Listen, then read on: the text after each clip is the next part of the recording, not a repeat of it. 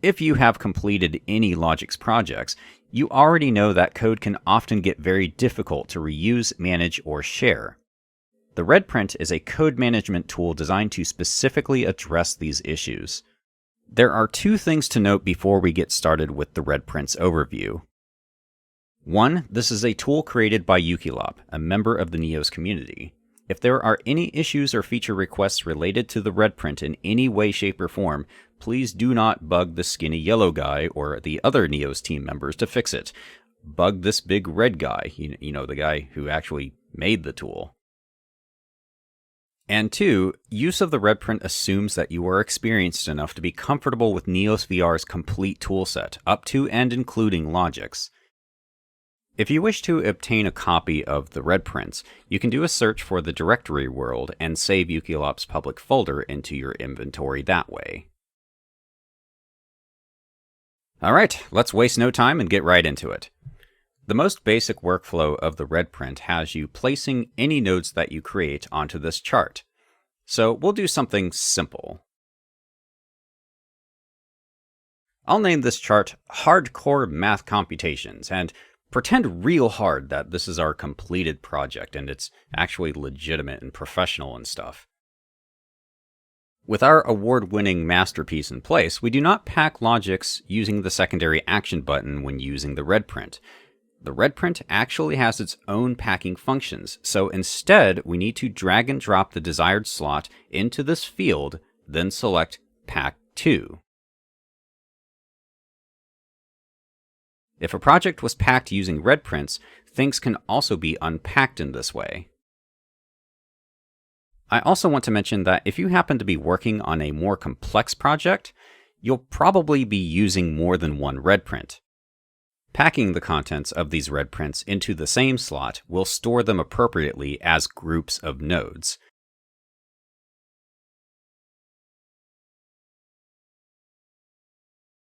If the contents of multiple Redprints are found inside of a logic slot that you've specified, when unpacking, you will be asked to choose which set of nodes that you would like to place into the current chart.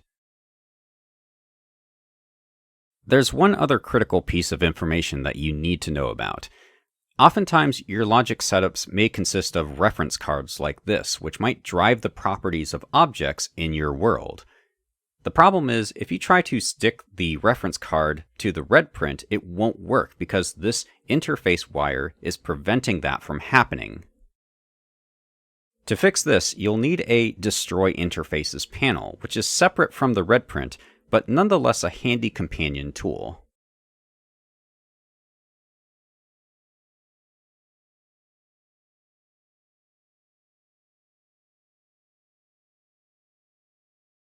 Even though this allows you to place reference cards onto your Redprint, do understand that at the time of this video, those reference cards may not be placed accurately when unpacking as they are dynamically generated objects.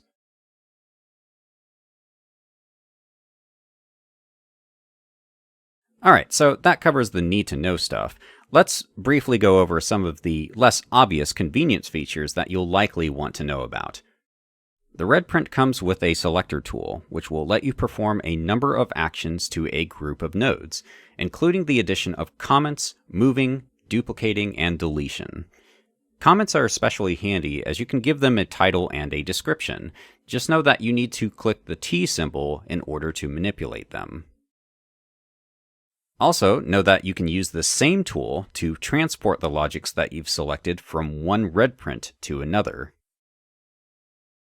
On a related note, if all you want to do is shove all of your nodes around so that you have space to work with, you can quickly move your entire logic setup by grabbing this movement symbol in the corner.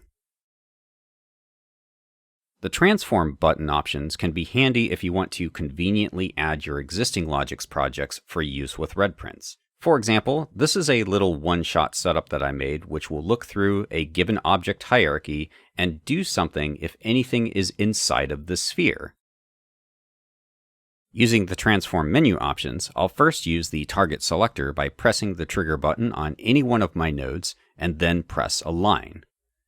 Sure enough, our Redprint is aligned with this node. We can now follow this up with auto grab.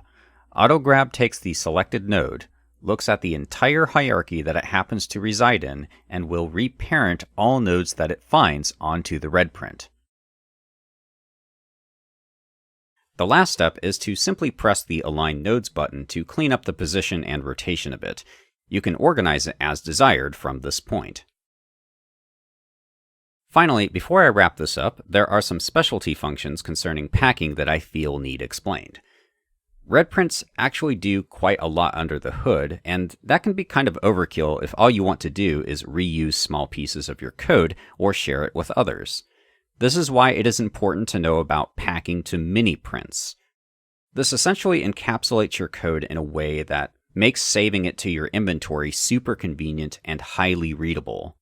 If you want to place the contents of your mini print onto a Redprint, just drop it in. It's that easy. There are two other buttons here which are kind of for special case uses. Parent Redprint to Target slot is a toggle you use prior to packing if desired. This is mostly for logic setups that may depend on nodes occupying a specific slot in order to function, something you might encounter with certain dynamic variable setups or dynamic impulses. This toggle here is specifically for when you unpack your logics. This only affects the initial position of your Redprint. In other words, if you want the chart to be moved to the exact same position relative to your project, you can hit this toggle option to do that prior to unpacking. Otherwise, the chart will stay in place and just insert the logics there. Okay, that should do it. I hope you found this video helpful. Now get to work. Go on, make something cool or functional or whatever you feel like. I don't want to tell you what to do. That would be impolite.